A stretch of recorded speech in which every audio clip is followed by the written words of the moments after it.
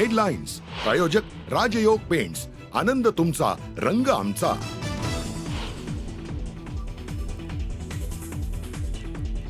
महायुतीत धुसफूस नाही, खुशखुश आहे. विरोधकांच्या टीकेला एकनाथ शिंदेंचं उत्तर. आम्ही रडणारे नाही, लढणारे, शिंदेंचं वक्तव्य.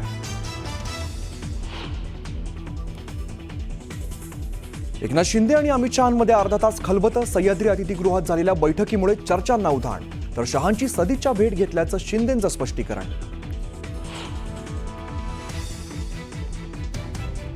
सासूसाठी भांडणं केली आणि शेवटी सासूच वाट्याला आली.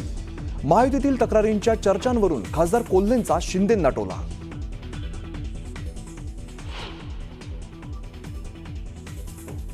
काका लोकांना विश्वासात घ्यावं लागतं, त्याशिवाय पुढे चालत नाही. काका लोकांना विश्वासात घ्यावं लागतं, त्याशिवाय पुढे चालत नाही.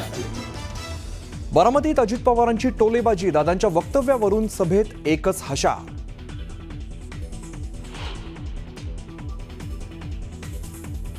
मुंबई पालिकेवरून उद्धव ठाकरे आणि एकनाथ शिंदेंमध्ये जुंपली. आपलं लक्ष मुंबई महानगरपालिका, ठाकरेंचा निर्धार. तर पालिकेवरती महायुतीचा झेंडा, शिंदेंचा पलटवार.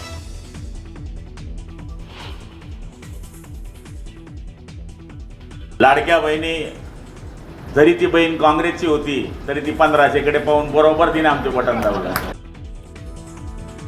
विधानसभेला माझ्या विरोधात हवा होती, माझं देखील काही खरं नव्हतं. जळगावातील सभेत मंत्री गुलाबराव पाटलांचं वक्तव्य.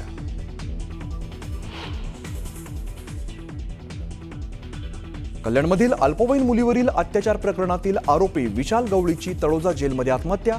3.5 महिन्यांपासून होता तळोजा जेलमध्ये. बीडच्या जिल्हा रुग्णालयातील प्रसूती दरम्यान गर्भवती महिलेचा मृत्यू. डॉक्टरांनी पैसे मागितल्याचा रुग्णाच्या नातेवाईकांचा आरोप. कारवाईची मागणी.